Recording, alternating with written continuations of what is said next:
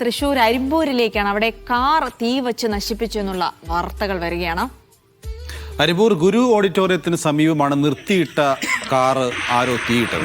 കാറിന്റെ ഗ്ലാസ് തകർത്ത ശേഷം തീയിട്ടതായാണ് സംശയം. നടരാജ് പരശുരാം വിവരങ്ങൾ നൽകും. നടരാജ്, കാറിനാരോ മനഃപൂർവ്വം തീയിട്ടതാണെന്ന് പറയുന്നു. എന്താണ് എന്ന് തുടങ്ങിയ വിവരങ്ങളൊന്നും ലഭിച്ചിട്ടില്ല എന്നാണ് മനസ്സിലാവുന്നത്. എപ്പോഴാണ് ഈ സംഭവം ഉണ്ടായത്? കാറിനാരോ മനഃപൂർവ്വം തീയിട്ടതാണ് എന്ന് തന്നെയാണ് സംശയം. അരിമ്പൂരിലാണ് സംഭവം. ഇന്ന് പുലർച്ചെ ഏതാണ്ട് 3 മണിയോടുകൂടിയാണ് ഗുരു ഓഡിറ്റോറിയത്തിന് സമീപം നിർത്തിയിട്ട വാഹനം തീയിട്ടത്. i20 കാറാണിത്. പ്രദേശത്തെ ഹരികൃഷ്ണൻ എന്ന ആളുടെ കാറാണ്. അത് പാർക്ക് ചെയ്യുന്ന സ്ഥലത്ത് സ്ഥിരം പാർക്ക് ചെയ്യുന്ന സ്ഥലം കൂടിയാണ് ഈ പ്രദേശത്തിന് ഉള്ള സ്ഥലം. ഇവിടെയാണ് ഇത് നശിപ്പിച്ചിരിക്കുന്നത്. കാറിന്റെ ഗ്ലാസ് അടിച്ച് തകർത്ത ശേഷം,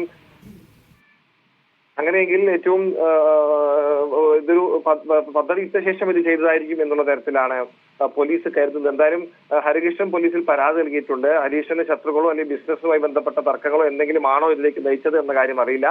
പോലീസ് ഇക്കാര്യം പരിശോധിച്ചു വരികയാണ്. അന്തിക്കാട് പോലീസും മേൽ നടപടികൾ സ്വീകരിക്കുന്നുണ്ട്. നടരാജ് പരശുരാമാണ് വിവരങ്ങൾ നൽകിയത്.